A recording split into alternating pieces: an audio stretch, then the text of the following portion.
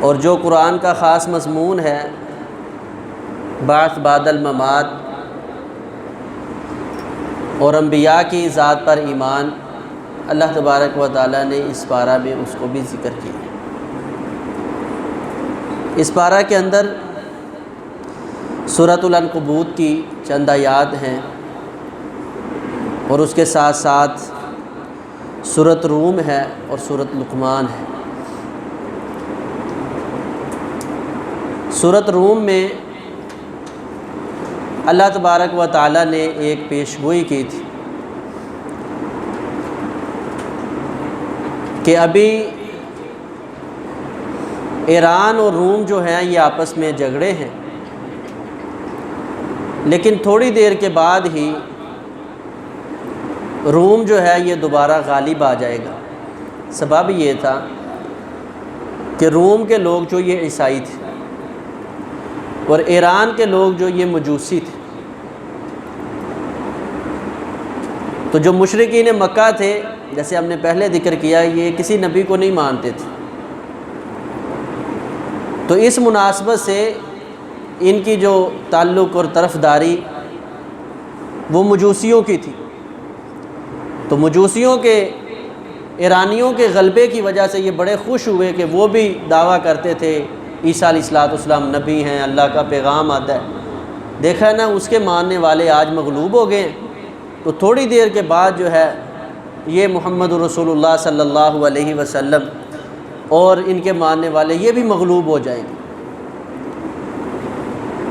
تو حضرت ابو بکر صدیق رضی اللہ تعالیٰ عنہ یہ آیات شروع والی سورۃ روم نازل ہونے کے بعد نکلے، اللہ تعالیٰ نے اس میں پیش گوئی کی تھی کہ ابھی یہ وقتی مغلوب ہوئے ہیں، انشاءاللہ اللہ کی مدد دوبارہ عیسائیوں کو ہی ملے گی، اور جو عیسائیوں کے مقابلے میں مجوسی ہیں یہ مغلوب ہو جائیں گے اور عیسائی جو ہیں ان کے اوپر غالب آ جائیں گے۔ تو حضرت ابو بکر صدیق رضی اللہ تعالیٰ نے فرمایا مجھے اللہ کی قسم ہے کہ یہ عیسائی جو ہیں یہ غالب آ جائیں گے۔ تو اس وقت عتبہ نے حضرت ابو بکر صدیق رضی اللہ تعالیٰ عنہ کے ساتھ شرط لگائی۔ ابھی شرط لگانا حرام نہیں تھی، اب شرط لگانا حرام ہے ایسی باتوں کے اوپر کہ اگر ایسے ہو گیا تو ایسے کریں گے، یا دیکھ لینا یہ کام ایسے ہوگا، تو اس وقت ابھی حرام نہیں تھی۔ تو حضرت ابو بکر صدیق رضی اللہ تعالیٰ نے شرط لگا لی 50 اونٹوں کے اوپر کہ اگر جو عیسائی ہیں یہ غالب آ گئے تو عتبہ جو ہے وہ 50 اونٹ حضرت ابو بکر صدیق رضی اللہ تعالی عنہ کو دے گا، ایک کو بات۔ اور اگر مجوسی جو ہیں یہ غالب رہے تو پھر حضرت ابو بکر صدیق رضی اللہ تعالیٰ 50 اونٹ جو ہیں وہ ان عتبہ کو دیں گے۔ اب وقت طے کرنا تھا، تو عربی زبان میں بضع کا لفظ بولا جاتا ہے جو اللہ نے قرآن کے اندر بولا تھا کہ بضع کے اندر یہ رومی جو ہیں غالب آئیں گے، 3 سے 9 تک بولا جاتا ہے۔ تو ابو بکر صدیق رضی اللہ تعالیٰ عنہ نے فرمایا کہ ٹھیک ہے درمیانی جو مدت ہے وہ رکھ لیتے ہیں 6 سال، شرط لگا کے نبی علیہ السلام کے پاس آئے۔ نبی علیہ السلام نے جب سنا فرمایا ابو بکر تجھے پتہ ہے بضع کا لفظ تو 9 تک بولا جاتا ہے، تو نے 3 سال کام کیوں کیے؟ ایسے کر اب دوبارہ جا، پوری 9 سال کی شرط لگا کے آ، اور پھر جو ہے یہ تعداد بھی بڑھا دے اس کو کہ 50 نہیں 100 اونٹ جو ہے نا اس پہ شرط لگتی ہے۔ تو اس عتبہ نے جو ہے ابو بکر صدیق رضی اللہ تعالیٰ سے پھر 9 سال کی مدت پہ جو ہے نا یہ شرط لگائی، اور 100 اونٹ جو ہے اس کے اوپر شرط لگائی۔ اس وقت یہ شریعت کے اندر حرام نہیں تھی، اب یہ حرام ہے شرط لگانا، بلکہ اس قدر حرام ہے نبی علیہ السلام نے فرمایا من قال تعال اکامر کا، جو بندہ یہ کہتا نا آؤ شرط لگاتے ہیں یہ کام ایسے ہوگا نہیں ہوگا، ہوگا نہیں ہوگا، ہوگا اچھا پھر میرے سے شرط لگا لے، فرمایا فلیتصدق، یہ بندہ اتنا گنہگار ہو گیا ہے کسی کو شرط کی دعوت دینے والا، اس کو چاہیے کہ صدقہ کرے۔ یہ عام نہیں ہے، اس لیے یہ کیونکہ یہ جوئے کے اوپر لوگوں کو یہ معاملہ ابھارتا ہے، تو ایسے شرائط لگانا اپنی طرف سے یہ مستقبل کے معاملات کے اوپر شریعت کے اندر اس کی اجازت موجود نہیں ہے۔ تو وہی ہوا پھر جب غزوہ بدر ہوا تو مسلمانوں کو اس وقت اللہ تبارک و تعالیٰ نے ایک تو فتح مکہ اور دوسرا یہ روم کی جو فتح ہے وہ بھی اسی سال کے اندر ہوئی، تو مسلمانوں کو پاس جو ہے ڈبل خوشیاں، اور شارحین نے لکھا ہے کہ پھر شرط کے مطابق جو ہے عتبہ کے ورثاء سے 100 اونٹ لے کے حضرت ابوبکر صدیق رضی اللہ تعالیٰ کو دیے گئے تھے۔ تو یہ اعزاز تھا دین اسلام اور قرآن کا، یہ اعجاز تھا، معجزہ تھا جو اللہ تبارک و تعالیٰ نے 9 سال پہلے پیش گوئی کی ہے، اس کے مطابق رومی جو ہے وہ مجوسیوں کے اوپر دوبارہ غالب آ گئے۔ پھر اسی طرح اللہ تبارک و تعالیٰ نے عقیدہ توحید اور جو ہے دیگر معاملات اس صورت کے اندر ذکر کی۔ تیسری صورت ہے لقمان، یہ خصوصی طور پہ تربیت کے حوالے سے بڑی شاندار صورت ہے، اور اللہ تبارک و تعالیٰ نے خصوصاً بچوں کی تربیت میں یہ لقمان جو تھے اس کے بارے میں کچھ اختلاف ہے، بعض اس کو نبیوں میں شامل کرتے ہیں اور بعض ان کو جو ہے وہ اللہ کے نیک بندوں میں صرف اس کو شامل کرتے ہیں کہ یہ نبی نہیں تھے۔ بہرحال دانا بڑے تھے، حکیم لقمان تو آپ نے سنا ہی ہے، اسی وجہ سے ان کو حکمت اور اللہ تعالیٰ نے بصیرت بڑی عطا کی ہوئی تھی۔ اس قدر حکیم تھے کہ کہتے ہیں کہ یہ غلام تھے، تو ان کا جو آقا تھا اس نے ایک مرتبہ کہا ہے لقمان جاؤ بکری ایک ذبح کرو اور جو اس کے سب سے بہترین اعضاء ہے نا وہ لے کر آؤ۔ تو یہ گیا بکری کو ذبح کیا، اس کی زبان اور دل نکال کے لے آیا۔ کچھ دنوں کے بعد پھر اس نے کہا لقمان آج پھر جا اور جو جانور کے یہ جسم کے اندر جو سب سے گندے ترین اعضاء ہیں نا وہ نکال کے لا۔ یہ گیا، اس نے بکری ذبح کی، پھر اس کا جو دل اور زبان نکال کے لے آیا۔ اس نے کہا بھی یہ کیا بات ہے، سب سے اچھے بھی یہی اور سب سے گندے۔ اس نے کہا اگر یہی انسان کے درست ہوں تو یہی سب سے اچھے ہیں، اور اگر یہ دونوں بگڑ جائیں دل اور زبان تو پھر اس سے بڑا گندہ جو ہے نا انسان دنیا میں کوئی نہیں ہو سکتا۔ تو یہ بڑے دانا تھے، تو انہوں نے خصوصی طور پہ اپنے بچوں کی تربیت، بچوں کے حوالہ سے بڑی جو ہے اپنے بچوں کے بارے میں خبردار تھے، تو اپنے بچوں کو نصیحتیں فرمائی۔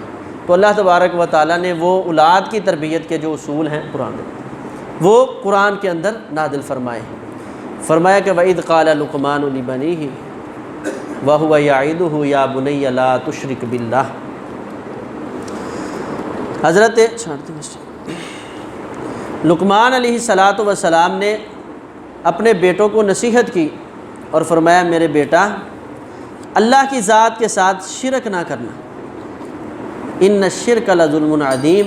وجہ یہ ہے کہ شرک جو ہے یہ بہت بڑا گناہ ہے، بہت بڑا گناہ ہے یہ شرک۔ اللہ تبارک و تعالیٰ نے اس کی شرک کے جو معاملے سے 18 انبیاء کا ذکر کر کے فرمایا وَلَوْ أَشْرَكُوا لَحَبِطَ عَنْهُمْ مَا كَانُوا يَعْمَلُونَ۔ اگر یہ انبیاء بھی میری ذات کے ساتھ شرک کرنے لگ جاتے تو میں ان سے منصب نبوت چھین لیتا اور ان کے سارے اعمال غارت کر دیے جاتے۔ لَإِنْ أَشْرَكْتَ لَيَحْبَطَنَّ عَمَلُكَ۔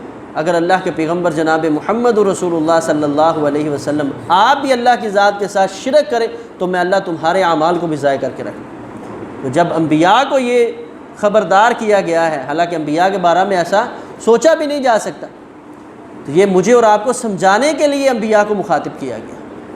تو یہی نصیحت، اور ہر نیک اور صالح جو ہے اولاد ماں باپ ان کی یہی تمنا ہوتی ہے کہ وہ اپنی اولاد کے بارے میں بڑے فکر مند ہوتے ہیں۔ اس میں جیسے ہم نے پہلے ذکر کیا تھا، سب سے جو پہلی چیز ہے اولاد کے حوالے سے، تربیت کے حوالے سے اللہ سے دعا ہے، ہمیشہ اللہ سے نیک صالح اولاد میں سے بیٹا مانگنا چاہیے۔ جب بھی اللہ سے مانگے، جب اللہ تبارک و تعالیٰ بیٹا یا بیٹی عطا کر دے تو اس کے بعد اس کے نام کا انتخاب کریں۔ نام کے انتخاب کے لیے چند ایک چیزیں بڑی ضروری ہیں۔ نمبر 1، سب سے پہلے اللہ کے پسندیدہ جو نام ہے وہ رکھنے چاہیے، وہ ہیں عبداللہ اور عبد الرحمن۔ اور اسی مناسبت سے اللہ کی صفات کے ساتھ لفظ عبد لگا کر عبد الغفار، عبد القہار، عبد الجبار، یہ نام اللہ کے پسندیدہ نام ہے۔ ان ناموں میں سے کوئی نام رکھنا چاہیے۔ اگر اس نام سے ہٹ کر کوئی اور نام رکھنا چاہتے ہیں تو پھر اس کے لیے وہ نام رکھیں جو انبیاء کے نام ہیں۔ جیسے صحابہ اکرام نے حضرت مریم علیہ السلام کے بارے میں پوچھا کہ اللہ تبارک و تعالیٰ نے قرآن میں ذکر کیا ہے، ان لوگوں نے حضرت مریم کو کہا تھا یا اختہ ہارون، اے ہارون کی بہن، جبکہ ہارون علیہ السلام تو بڑے پہلے گزر گئے تھے۔ تو فرمایا یہ لوگ انبیاء کے ناموں پہ نام رکھا کرتے تھے۔ اور یہاں ایک بات کا اضافہ کر دوں، ہمارے ہاں یہ پاک و ہند کے اندر بڑی بیماری ہے کہ ہم سنی سنائی باتوں کے اوپر چلتے ہیں۔ تو یہی وجہ ہے کہ فقط اللہ کے پیغمبر جناب محمد رسول اللہ صلی اللہ علیہ وسلم کے نام کے اوپر لوگ نام نہیں رکھتے اپنے بیٹوں کہ جی میں محمد نام کیوں، اکیلا محمد نام نہیں رکھیں۔ حالانکہ صحیح بخاری میں اللہ کے پیغمبر اسلام کا حکم ہے، فرمایا سمو باسمی، میرے نام کے اوپر نام رکھو۔ اپنی امت کو اللہ کے پیغمبر علیہ السلام نے یہ تلقین کی، اور یہ دیکھیں یہ ایک محبت کا معیار ہوتا ہے کہ لوگ اپنی اولادوں کے نام ان کے ناموں کے اوپر رکھتے ہیں جن سے محبت ہوتی ہے۔ اور نہیں جی گستاخی ہو جائے گی، لوگ کہیں گے محمد ایسے ہے، فلاں ہے، لو تو موسیٰ ایسے ہے یہ نہیں کہہ سکتا کوئی، عیسیٰ یہ کہہ رہا ہے یہ نہیں کہتا کوئی۔ تو جس جگہ اللہ کے پیغمبر علیہ السلام کی تعظیم کرنا فرض اور واجب ہے، کیا موسیٰ علیہ السلام اور عیسیٰ علیہ السلام کی تعظیم کرنا واجب نہیں ہے؟ ان کی بھی واجب ہے، تو پھر تو کسی نبی کے نام پہ بھی نہیں رکھنا چاہیے۔ تو یہ اسلام کی سوچ نہیں ہے۔ اسلام کی سوچ کیا ہے؟ زیادہ سے زیادہ اپنے بیٹوں کے، آج کے دور میں یہ خصوصاً پاک و ہند میں اس چیز کی ضرورت ہے کہ خصوصاً آپ جو بیٹھے ہوئے ہیں عہد کریں کہ بیٹا پیدا ہوگا تو اس کا نام انشاءاللہ محمد رکھیں گے، اللہ پوتا دے نواسا دے اس کا نام محمد رکھیں گے، اللہ کے پیغمبر صلی اللہ علیہ وسلم کے نام کے اوپر نام رکھیں، تاکہ پتہ چلے کہ نبی علیہ السلام کے چاہنے والے اور آپ کے نام کو پسند کرنے والے بے بہا اس دنیا کے اندر آدمی موجود ہیں۔ تو نبی علیہ السلام کے نام پہ نام رکھا جائے گا۔ جب انبیاء کے ناموں پہ نام رکھا جائے گا پھر معنی کا خیال نہیں کیا جائے گا۔ پھر لوگ آ کے پوچھتے ہیں جی بتائیں اس کا معنی کیا ہے۔ انبیاء اور صلحاء کے ناموں پہ نام رکھا جائے گا تو پھر اس مناسبت سے نام رکھا جاتا ہے کہ یہ لوگ اس کے اندر وہ والی عادات، کیونکہ نام کا ایک پورا اثر موجود ہوتا ہے، میں ابھی بتاتا ہوں۔ نمبر 3 پہ جب آپ اس سے ہٹ کر انبیاء اور صلحاء کے ناموں سے ہٹ کر کوئی نام رکھنا چاہیں گے تو پھر معنی کا خیال کیا جائے گا۔ جب انبیاء اور صلحاء کے ناموں پہ نام رکھیں گے پھر معنی کا کوئی خیال نہیں رکھا جائے گا۔ مثال کے طور پہ موسیٰ علیہ السلام، اب موسیٰ عربی زبان میں یہ اسطرے کو کہا جاتا ہے، اسطرہ۔ تو یہ نہیں کہ ہم اس کے بھئی موسیٰ کا معنی کیا ہے تو اس اعتبار سے اس کا نام نہیں، اس لیے کہ اللہ کے نبی کلیم اللہ موسیٰ علیہ السلام کا نام ہے۔ عثمان یہ سام کا بچہ اس کو کہا جاتا ہے۔ تو اب کوئی شخص اس مناسبت سے نہیں کہ یہ لو جی یہ تو سپولا ہے اس کا نام عثمان ہے، نہیں۔ کیوں نام رکھتے ہیں؟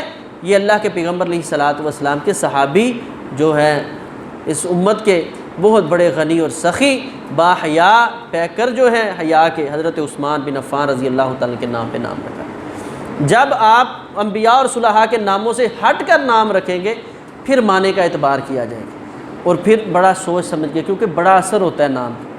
اللہ کے پیغمبر علیہ السلام کے پاس ایک قافلہ آیا تو اس میں آپ کی عادت تھی آپ جب اسلام قبول کرواتے تو ساتھ میں ان کے نام بھی پوچھتے، تعارف کرتے آپ کا نام کیا ہے۔ سعید بن مسیب علیہ رحمہ فرماتے ہیں کہ میرے دادا جی اپنے قافلے کے ساتھ جب پہنچے تو آپ نے نام پوچھا تو دادا جی نے بتایا میرا نام ہے حزن۔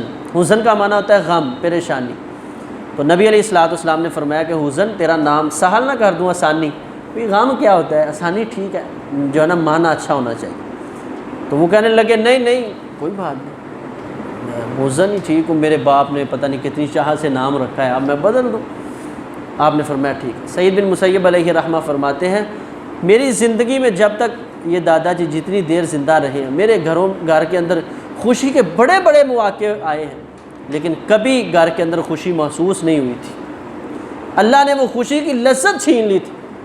اس کا 2 وجہ سے اس کا اثر رہا، ایک تو اللہ کے نبی علیہ السلام کی نافرمانی کی وجہ سے، اور ایک اس نام کا اثر جو حزن نام ہے، غم اور پریشانی، اس کا اثر موجود رہا ہے۔ تو اس لیے ایسے نام جو ہم اپنی طرف سے رکھتے ہیں، بڑے عجیب لوگ نام رکھ لیتے ہیں، لیکن اس کا معنی کا خیال کیا جائے۔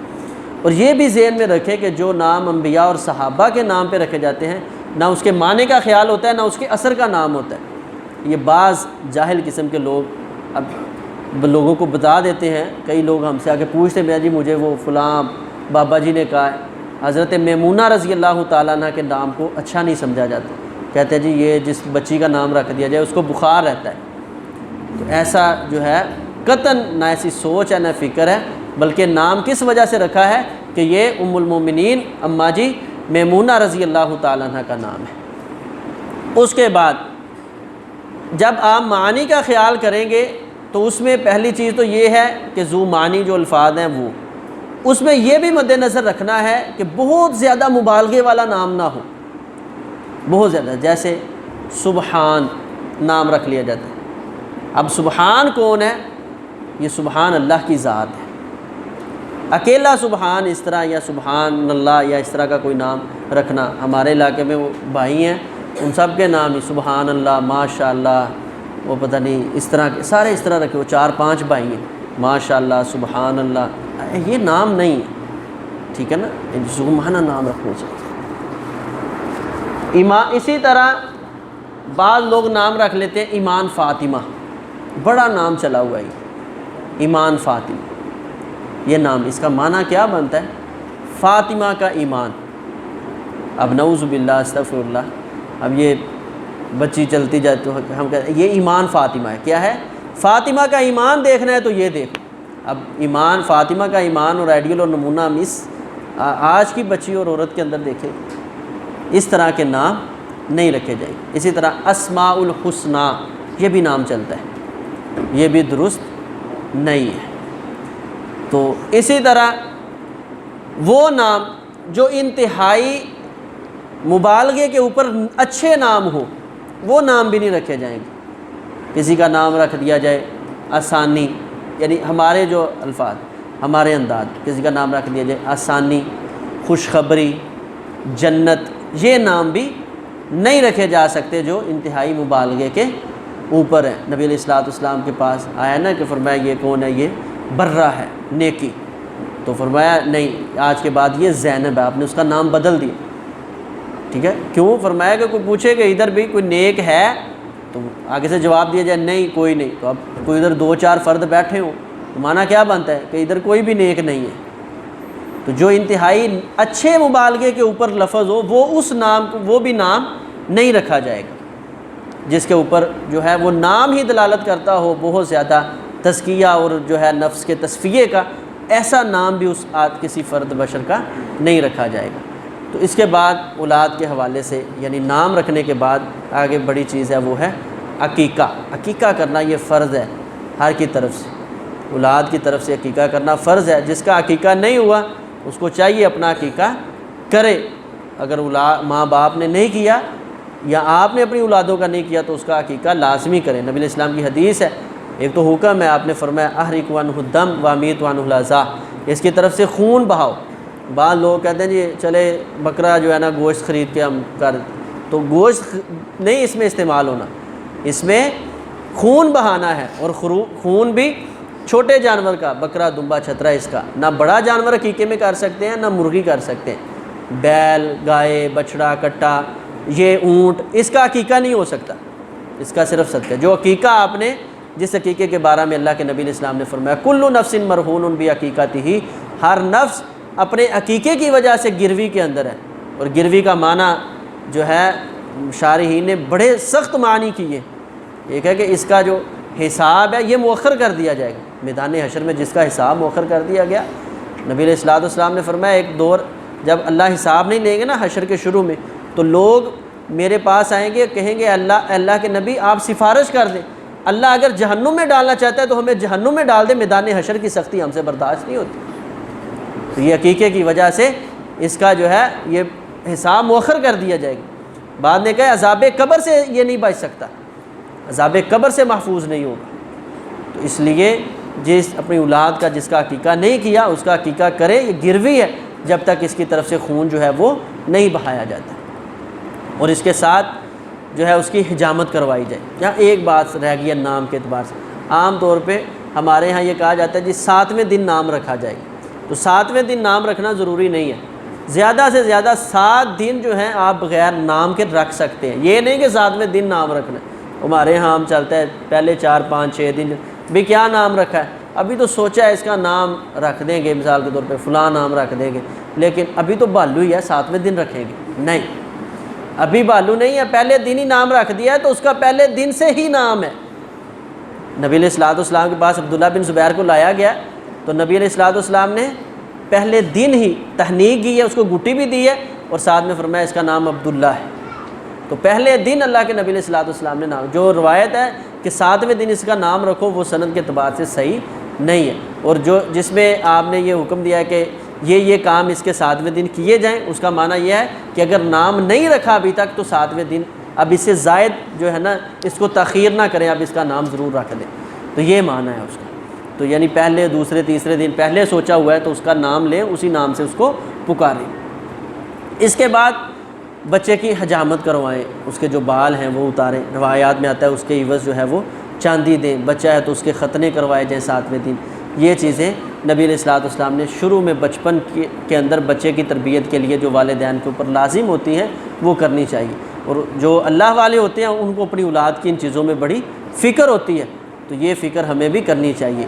اس کے بعد جیسے ہی بچہ سمجھ سوچ بوجھ رکھتا ہے تو حضرت لقمان علیہ الصلوۃ والسلام کے جو ہے تربیت کے تحت اس بچے کی تربیت، اللہ کا تعارف، اللہ کے توکل، اللہ پہ اعتماد اور یقین کے واقعات یہ بچے کو سنائے جائیں۔ اس کی طرف جو ہے اپنی زندگی کے اندر ہر انسان، اصل ہم غور نہیں کرتے، ہماری زندگی میں اتنے واقعات ہوتے ہیں جس سے ہم پہچانتے ہیں کہ میرے رب نے اس وقت جو ہے نا میری کتنی غیبی خزانوں میں مدد کی، بڑے اس طرح کے واقعات ہوتے ہیں۔ اپنی اولاد کو وہ سنائیں کہ بیٹا یہ معاملہ تھا، یہ چیز ایسے کی، اس طرح تھا، میں نے اپنے رب کے ساتھ اس طرح تعلق مضبوط کیا، میرے رب نے اس کے صلے میں یہ چیز دی، فلاں شخص تھا اس کا یہ معاملہ تھا، یہ ایسی چیزیں ذکر کریں، ٹھیک ہے۔ یا جو مستند واقعات کتاب و سنت کے اندر موجود ہیں، علماء سے آپ سنتے ہیں، وہ واقعات بچوں کے سامنے رکھیں کہ صحابہ نے اللہ کی ذات پہ اعتماد اور یقین کیا ہے۔ اس کے بعد بچوں کے دلوں میں نبی علیہ السلام کی سنت، نبی علیہ السلام کے طریقے کی محبت بٹھائیں، اور اس کے ساتھ ساتھ جب یہ چیزیں کریں گے پھر لقمان علیہ السلام کی طرح جو ہے ہمیں بھی اپنے بچوں کی تربیت کرتے ہوئے یہ سب سے پہلا سبق، یا بنی لا تشرک باللہ، اے بیٹا اللہ کی ذات کے ساتھ شرک نہیں کرنا، دیکھ میں نے کس طرح سنبھال کے تیری پرورش کی ہے، تیرے سنبھالا ہے، اب تو سوچ بوجھ والا ہونے لگا ہے تو اب تیرے اوپر ذمہ داری کیا ہے، اللہ کی ذات کے ساتھ تو نے شرک نہیں کرنا۔ یعقوب علیہ السلام اس دنیا سے جانے لگے، پہلے اس بارے میں اللہ تبارک و تعالیٰ فرماتے ہیں ام کنتم شہداء اذ حضر یعقوب الموت اذ قال لبنیہ ما تعبدون من بعد، دنیا سے جانے لگے ہیں تو اپنی اولاد کی فکر یہ ہے بیٹا میرے بعد عبادت کس کی کرو گے، یہ بتاؤ، کس کے سامنے سر جھکاؤ گے۔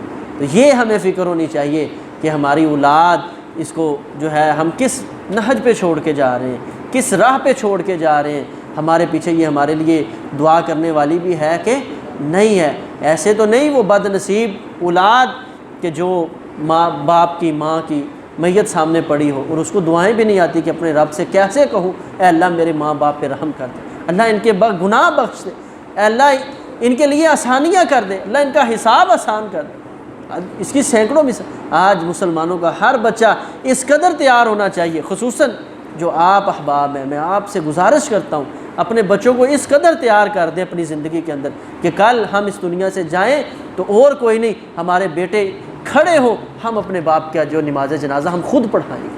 یہ بندہ دنیا میں کامیاب ہو گیا ہے، اس نے اتنی محنت کر لی اپنی اولاد کے لیے، تو آج وقت ہے اپنی اولادوں پہ یہ محنت کریں، باقی دنیا کے معاملات یہ بھی ساتھ ساتھ چلتے ہیں، اس کی طرف بھی اپنے اولاد کی تربیت کے لیے محنت کر دیں۔ حافظ عبد المنان وزیر آبادی رحمۃ اللہ آنکھوں سے نبینے تھے نا، باقی 5 بھائی تھے، وہ پڑھے لکھے بڑے ذہین بڑے تھے، خود بھی بڑے ذہین تھے تو بھائی بھی بڑے ذہین تھے، تو جب ان کے باپ فوت ہوئے تو کسی کو خواب کے اندر ملے تو پوچھا کہ کیا حال ہے، کیا آپ کی کیفیت ہے، تو فرمانے لگے بس ایک ہی تمنا تھی، اللہ نے یہ جو 5 بیٹے صحیح دیے نا یہ بھی آنکھوں سے نبینے ہوتے، ان کو بھی میں مدرسے میں ڈال دیتا، یہ بھی اسی طرح دین کا کام کرتے، جس طرح عبد المنان کی وجہ سے آج مجھے ٹھنڈک پہنچتی ہے نا، ان باقی 5 کی وجہ سے بھی مجھے ویسے ہی ٹھنڈک پہنچتی۔ نبی علیہ السلام نے فرمایا اچانک ایک آدمی کا درجہ جو ہے نا بلند کر دیا جاتا ہے، تو وہ پوچھتا ہے اللہ یہ کس طرح آج مجھے یہ مقام حاصل ہوا، فرمایا تیری اولاد نے آج تیرے لیے استغفار کیا، دعا کی ہے، اس کی وجہ سے اللہ نے تیرے جنت میں درجات بلند کر دی۔ تو یہ صدقہ جاریہ ہے، یہ ہے اصل زندگی، اس کے لیے محنت کریں، اپنی اولادوں پہ جو ہے نا ایک مقصد بنا لے زندگی کا، میں نے اپنی اولاد کی انشاءاللہ تربیت اور اصلاح کرنی ہے۔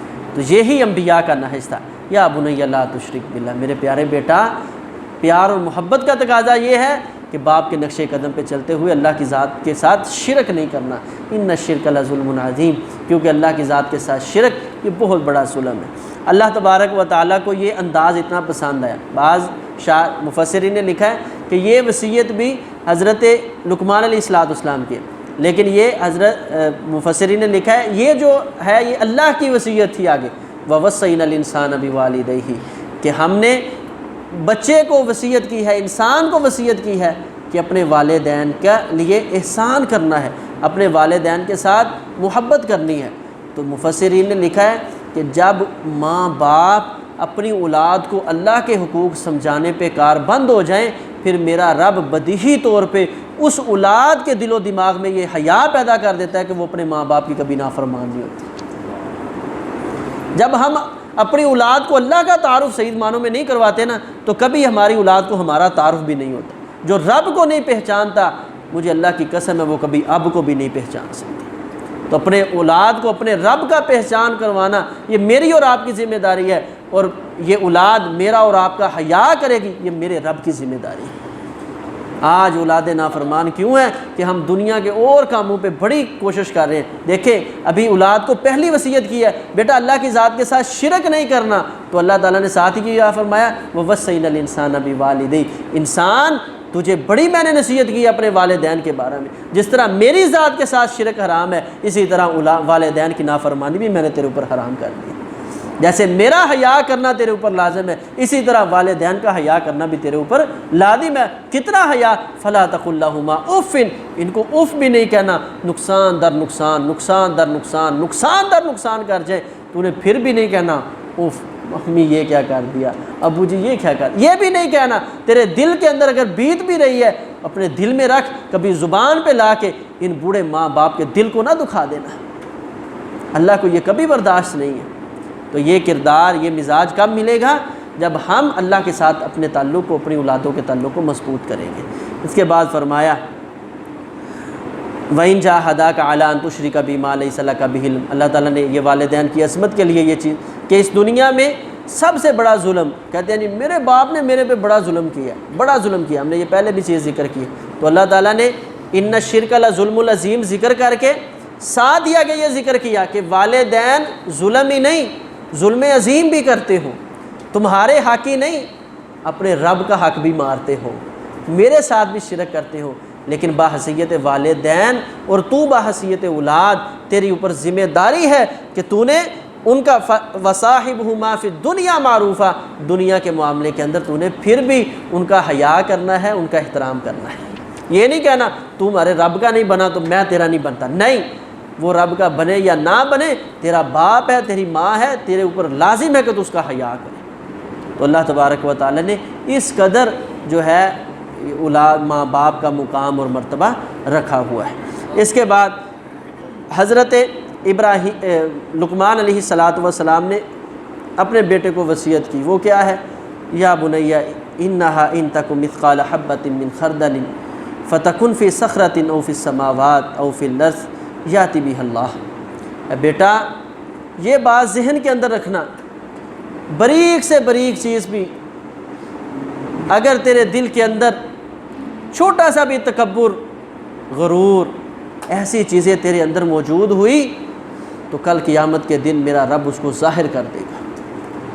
تکبر بڑی بری چیز ہے۔ نبی علیہ السلام نے فرمایا یحشر المتکبرون یوم القیامت مثل الذر، کل قیامت کے دن متکبر لوگوں کو اللہ تبارک و تعالی شکل انسانی ہوگی لیکن ان کی جسامت یہ سفید چونٹی، ایک تو یہ کالی اور ریڈ چونٹی ہوتی، ایک سفید چونٹی جسے ککی کیڑی کہتے ہیں، اللہ تعالیٰ اس کی جسامت یہ بالکل چھوٹی ہوتی ہے، بڑی کیڑی کے بھی 3 حصے کرے تو یہ سفید چونٹی بنتی ہے۔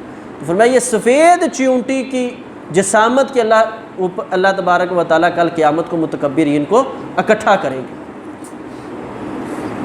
اور یعنی اس قدر اللہ تعالیٰ ان کو ذلیل و رسوا کر دے. تو تکبر نہیں کرنا. صحابہ نے پوچھا اللہ کے رسول، ایک بندہ چاہتا ہے میرا سوٹ اچھا ہو، میرے کپڑے اچھے ہوں، جوتا اچھا ہو، گاڑی اچھی ہو، تو فرمایا پھر کیا ہوا؟ ان اللہ جمیل و یحب الجمال، اللہ خوبصورت ہے، خوبصورتی کو پسند کرتا ہے. تو پھر تکبر کیا ہے؟ فرمایا یہ چیزیں تکبر نہیں ہے. تکبر تو یہ ہے کہ بطر الحق و غمت الناس، حق بات سامنے آئے تو بندہ ایسے سارا لا کر دے، میں اس کو مانوں، میرے خلاف آ گئی ہے شریعت، میرے قرآن و سنت میرے خلاف، میں نہیں مانتا. اور لوگوں کو ہیچ جانتا ہے، اپنی نظر میں لوگوں کو کمتر سمجھتا ہے، وہ اس کی کیا اوقات ہے، اس کی کیا حیثیت ہے، اچھا اب یہ میرے سامنے بیٹھے گا. ایسے شخص کو کل قیامت کے دن میرا اللہ سفید چونٹیوں کی طرح اکٹھا کر لے گا. تو فرمایا بیٹا زندگی میں کبھی تکبر نہ کرنا، اپنے آپ کو کچھ نہیں ہوں، میں کچھ نہیں ہوں. پوچھو ابو بکر صدیق سے جو کہا کرتے تھے کاش میں ایک درخت کا پتا ہوتا، ایک اونٹ آتا اس کو چبا جاتا، پھر اس کی ایک مینگنی بن جاتی، زمین پہ گرتی، لوگ پاؤں کے ساتھ مجھے مسل کے چلے جاتے. مجھے یہ بڑا پسند تھا اس سے کہ کل قیامت کے دن اللہ یہ نہ پوچھ لے ابو بکر تجھے میں نے زندگی دی تھی کیسے گزار کے آیا. آج کس مان پہ ہم زندگیاں بسر کر رہے ہیں. ساتھ ہی اپنے بیٹے کو مزید وصیت کی، یا بنی اقیم الصلاۃ، اے میرے بیٹا نماز کا اہتمام کرنا، نماز کا اہتمام کرنا. اللہ کے پیغمبر علیہ الصلوۃ والسلام کا ارشاد ہے، آپ نے فرمایا مروا اولادکم بالصلاۃ وہم ابناء سبع سنین، فرمایا اپنی اولاد کو نماز کا حکم کیا کرو اس حال میں کہ وہ 7 سال کے ہو جائے. جب بچہ 7 سال کا ہو جائے اس کو نماز کا طریقہ سکھاؤ، اس کو ساتھ مسجد میں لے کر آؤ، اس کو جو ہے گھر کے اندر نماز کا اہتمام کرواؤ، شوق دلاؤ. اچھا بیٹا تجھے اس چیز کی ضرورت ہے، یہ چیز مل جائے گی، تو نے 10 دن لگاتار نماز پڑھنی ہے، 5 دن تو نے یہ نماز پڑھنی ہے، یہ تجھے چیز مل جائے گی، یہ تیری فرمائش پوری ہوگی، تو نے اللہ کے سامنے اتنے سجدے کرنے ہیں. یہ شوق ہوتے ہیں اللہ والوں کے. اس طرح اپنے بچوں کی تربیت کرے. فرمایا جب 10 سال کے ہو جائیں پھر نماز نہ پڑھیں. عام انسان جو ہے وہ مکلف بنتا ہے بالغ ہونے کے بعد شریعت کا، لیکن نماز کے لیے اللہ کے پیغمبر علیہ الصلوۃ والسلام نے فرمایا 3 سال محنت کرو وہ نمازی بن جائیں. اگر یہ شوق کے ساتھ نمازی نہیں بنتے، 10 سال عمر ہو گئی ہے، اپنے بچوں کی پھر پٹائی کرو، ان کو مارو اور ان کو نماز پڑھنے پہ مجبور کرو. کیوں؟ اس شخص کا ایمان اور اسلام کے ساتھ کوئی تعلق نہیں ہے جو شخص نماز کا اہتمام نہیں کرتا. جس نے اپنی نماز کو ضائع کر دیا، فرمایا من اضاعها فقد اضاع الدین، جس نے نماز کو ضائع کر دیا اس نے اپنے دین کو ضائع کر کے رکھ دیا. تو نماز کا خود بھی اہتمام کریں، اپنی اولاد کو بھی. یہ بھی رمضان المبارک میں اللہ تعالیٰ نے ہمیں یہ دیا ہے، تربیت کا مہینہ تھا، اس میں ہم اپنی تربیت کر رہے ہیں، نمازی بننا ہے. اس کے بعد فرمایا وامر بالمعروف، بیٹا اپنی ہم صرف مسلمان جو ہیں صرف اپنی ذات تک نہیں، اپنا فائدہ نہیں سوچتے. وامر بالمعروف، اچھے طریقے کے ساتھ لوگوں کو نیکی کا حکم کرتے رہنا ہے. یہ بچوں کے اندر خوبی پیدا کرے کہ لوگوں کی اصلاح کرے. یہ کب پیدا ہوگی؟ جب ہم گھر کے اندر بچوں کی اصلاح کریں گے. نبی علیہ الصلوۃ والسلام کے پاس حضرت عمر بن سلمہ چھوٹے سے کہتے ہیں میں بچہ تھا تو بیٹھا، تو نبی علیہ الصلوۃ والسلام کے سامنے کھانا لایا گیا تو بچوں کی جو عادت ہوتی ہے ایسے پکڑا، میں تھوڑا سا ادھر سے اٹھانے لگا، آپ نے میرا ہاتھ پکڑ لیا، فرمایا یا غلام، وہ پیارے بچے، کل سم اللہ، اللہ کا نام لے کر کھا، وکل بیمینک، دائیں ہاتھ کے ساتھ کھا، وکل مما یلیک، جو تیرے آگے ہے وہاں سے کھا، ایسے نہ کر. یہ تربیت کی ہے اللہ کے نبی صلی اللہ علیہ وسلم نے چھوٹے سے بچے کی. یہی تربیت ہم نے بھی کرنی ہے، بچوں کو سکھانا ہے. اب بچہ بائیں ہاتھ سے کھاتا ہے، تھوڑا سا وہ سٹائل مار کے کھاتا ہے، ہم بڑے خوش ہوتے ہیں، بناؤ جی اس کی سیلفی، بناؤ جی ویڈیو چڑھاؤ، دیکھو نا یہ بیڑا غرق کر دیا ہے ہمارا. افسوس کا مقام ہے. بچوں کی تربیت ہم شیطان، اللہ فرماتے فزین لہم الشیطان اعمالہم، شیطان ان کے پاس آ کے ان کے اعمال کو مزین کرتا ہے. بولی کوئی بات نہیں، بچہ ہی ہے نا، دیکھو کتنا خوبصورت لگ رہا ہے. وہ شریعت کی مخالفت میں ہمارا بچہ ہمیں خوبصورت لگ رہا ہے؟ نہیں لگ رہا. اس کی اصلاح کریں. نبی علیہ الصلوۃ والسلام نے فوراً اصلاح کی ہے، اچھے طریقے کے ساتھ اصلاح کریں. اور جب بچے کی اصلاح کرنی ہے وہاں 2-3 چیزیں آپ مد نظر رکھیں. ایک تو وہ اس کے نقصان بتانے ہیں بچے کو، یہ نہیں کہ ڈنڈا پکڑ کے شروع ہو جائیں انہوں میں صوفی بنا کے چڑھن، نہیں، یہ بھی طریقہ نہیں. نبی علیہ الصلوۃ والسلام کے پاس حضرت حسن آئے، ایسے کھجور اٹھائی منہ کے اندر ڈالی، نبی علیہ الصلوۃ والسلام نے ایسے منہ کے اندر انگلی ڈالی، کھجور باہر پھینک دی. فرمایا میرے بیٹا مجھے ڈر ہے کہ یہ کہیں صدقے کی نہ ہو، مجھے یہ نہیں ہے کہ میرا بیٹا نہ کھائے، میرا دل بڑا کرتا تھا کہ تو کھا لے، لیکن مجھے اللہ نے یہ بتایا ہے کہ آل محمد کے لیے صدقہ حلال نہیں ہے، بیٹا ہم حرام نہیں کھائیں گے۔ اس انداز میں بچوں کو کہ جس چیز سے تجھے روک رہا ہوں اس میں تیرا نقصان ہے، اپنی ضدوں پہ نہیں آئے۔ بڑے والدین اس طرح کے دیکھیں اپنی ضدوں پہ آ کے اپنی اولاد کا بڑا نقصان کر جاتے ہیں۔ خدا را جو اسلام نے، دین نے ہمیں اسلوب سکھائے ہیں، اس انداز میں، محبت میں، پیار میں، اچھے الفاظ کا انتخاب کرے۔ تو ہے ہی نکما، بس نکھٹو میرے پلے پڑ گیا، پتہ نہیں کس گناہ کی سزا یہ ملی ہے۔ نہ میرے بھائیو، ایسے الفاظ اولاد کے لیے قطعاً نہ استعمال کریں۔ لقمان علیہ السلام بار بار کیا کہہ رہے ہیں؟ یا بنیا۔ یہ بنیا کا کیا معنی ہے؟ میرے پیارے چھوٹے سے بڑے محبوب میرے بیٹا۔ کتنے چنے ہوئے الفاظ استعمال کر رہے ہیں۔ ہم نے کبھی اپنی اولاد کو ایسے سینے کے ساتھ لگا کے کہا ہے میرے پیارے بیٹا، میرے بڑے اچھے بیٹا؟ اس انداز میں قریب کریں، ساتھ لگائیں، پھر ان کی تربیت کریں۔ فرمایا وَأْمُرْ بِالْمَعْرُوف، اچھے طریقے کے ساتھ نیکی کا حکم کرتے رہنا ہے۔ حضرت حسن حسین رضی اللہ تعالیٰ عنہما کے بارے میں وہ مشہور واقعہ آتا ہے کہ انہوں نے دیکھا ایک بزرگ وضو کر رہے، صحیح نہیں کر رہے تھے، تو کہنے لگے اب اس کو کیسے سمجھائیں، بڑا بزرگ آدمی ہے۔ آپ کو پتہ ہے بزرگوں کو سمجھانا بھی تھوڑا سا مشکل ہو جاتا ہے، تو اچھا کیا کریں؟ تو دونوں نے آپس میں کہا کہ اچھا ایسے کرتے ہیں کہ ہم دونوں ہی وضو کرتے ہیں سامنے سے، اور ان کو ہم اپنا ثالث تسلیم کرتے ہیں، منصف تسلیم کرتے ہیں۔ آگے بابا جی ہمارا جھگڑا ہو گیا ہے، یہ کہتے ہیں میں اچھا وضو صحیح کرتا ہوں، چھوٹا کہتا ہے میں صحیح وضو کرتا ہوں۔ آپ ذرا دیکھیں ہم دونوں میں سے صحیح وضو کون کرتا ہے؟ یہ ہے اللہ کے نبی صلی اللہ علیہ وسلم کے تربیت یافتہ۔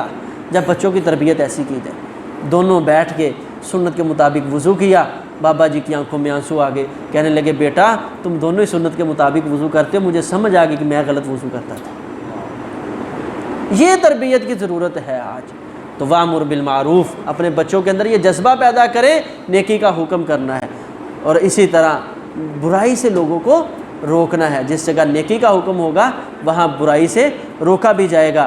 اور بیٹا جب نیکی کا حکم کیا جائے، برائی سے روکا جائے، انبیاء کا یہ جو منہج ہے دعوت اصلاح کا، جب اس کو لیا جائے، پھر ہر جگہ آپ کو شاباش نہیں ملتی، پھر ہر جگہ آپ کو واہ واہ نہیں ملتی، پھر صد بسم اللہ جی آیاں نہیں ملتی، بلکہ انبیاء کو وہاں پھر جب اللہ کے نبی جناب محمد رسول اللہ صلی اللہ علیہ وسلم کو پتھر لگے ہیں، تو پھر ہمیں اگر باتیں لگ جائیں تو اس میں کون سی بڑی بات ہے؟ کیا دانا آدمی تھے جب یہ حکم کیا وَأْمُرْ بِالْمَعْرُوف، بیٹا نیکی کا حکم کرتے رہنا، وَانْهَ عَنِ الْمُنْكَرِ، لوگوں کو برائی سے روکتے رہنا۔ تو فرمایا وَاصْبِرْ عَلَىٰ مَا أَصَابَكَ، یہ کام کرتے ہوئے کوئی بابا، کوئی سیانا، کوئی بچہ، کوئی اپنی سوچ فکر ظرف کے مطابق تیرے سے بول دے، وَاصْبِرْ، تو نے دل برداشتہ نہیں ہو جانا، میں تیری اصلاح ہی تو کر رہا تھا، میں نے کون سا تیرا کوئی نقصان کیا ہے، تو کیسے میرے ساتھ تو نے کیا کیا ہے؟ آج تو دور ہی نہیں رہ گیا کسی کی اصلاح کرنے کا، کس کو کچھ کہ نہیں، وَاصْبِرْ عَلَىٰ مَا أَصَابَكَ، اگر اصلاح کرتے ہوئے کسی کی طرف سے سخت لفظ، سخت رویہ مل جائے تو تو نے کیا کرنا ہے؟ اس پہ بیٹا صبر کرنا ہے۔